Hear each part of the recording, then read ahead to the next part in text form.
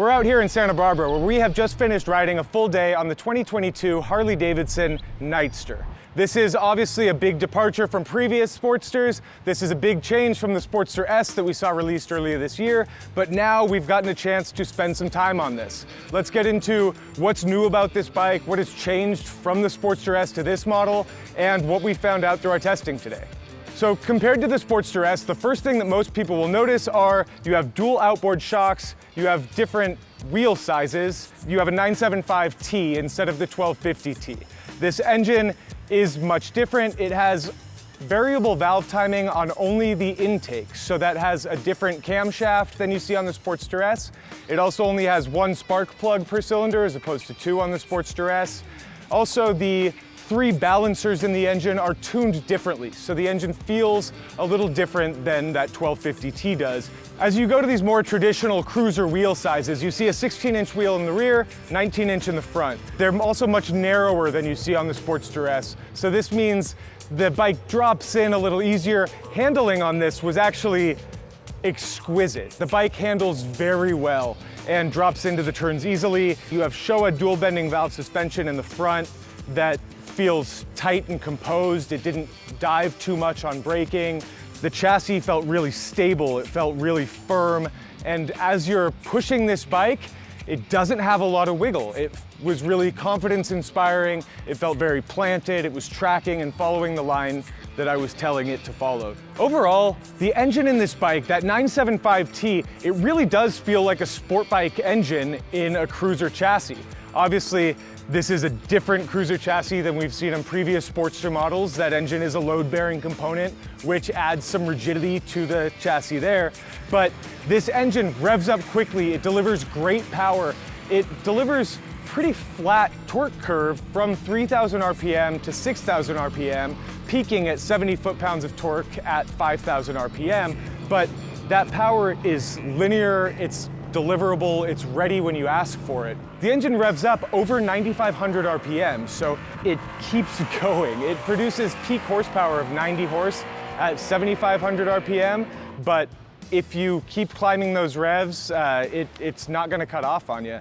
The engine has a good note and a good sort of pulse at idle. It feels alive, you can feel it when you're sitting on the bike, but when you do start moving, it really does smooth out. Right at about 4,000 RPM, the engine is just perfectly smooth. So from there, I found most of the time I was spending was between 4,000 and 5,500.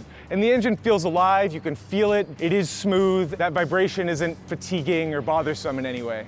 If you look at the air cleaner here, this isn't actually the air cleaner, this is just a cover that pops off pretty easily. This is the intake that goes into an air box under this cover here. The filter is there. With this steel cover here and the intake located here, you need somewhere to put gas. You have a 3.1 gallon gas tank, which you can see under the pipe here, sort of behind the swing arm in here. I was skeptical as to whether these changes and these shifts away from the traditional Sportster form were going to be justified by the bike's performance. And you know exactly why they did that. They didn't just put a sport bike engine in a Sportster. They did everything to make it feel natural and handle that way and actually feel like this engine belongs in this bike. But that being said, with these changes, with this sportier engine, with these gaps and the gas tank here, I really think that there's been a shift in the customer that they're aiming for.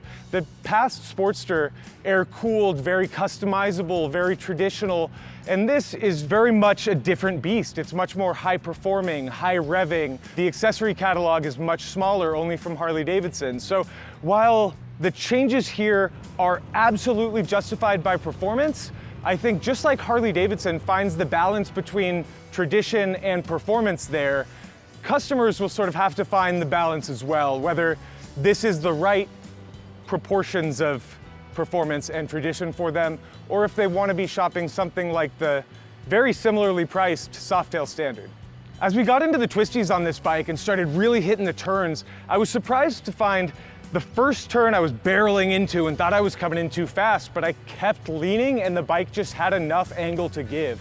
It really enters turns with confidence and pulls out smoothly.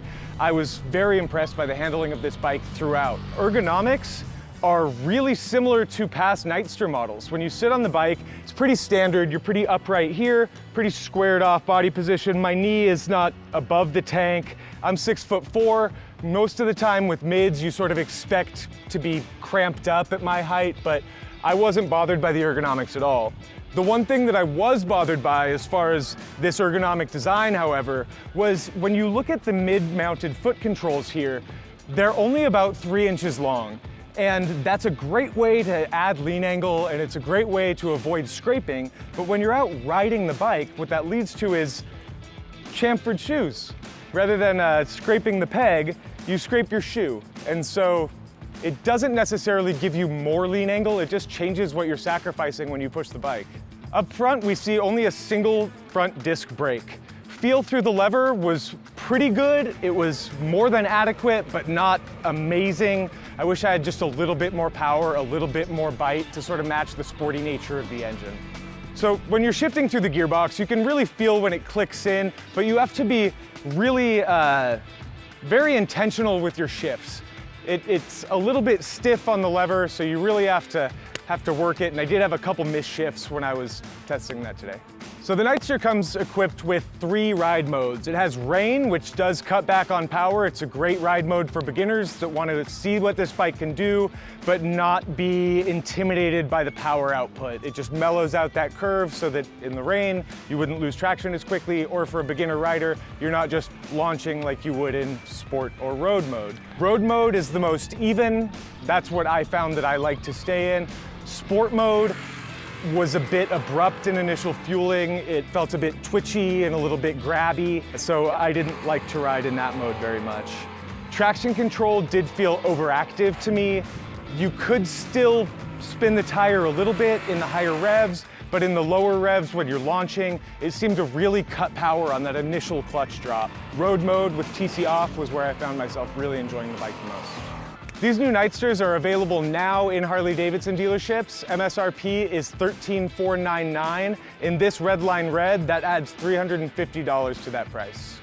Thanks for watching. We hope you like what we're doing. If you do, like, follow, subscribe, and click the link below to see our full first ride review on cycleworld.com. Thank you.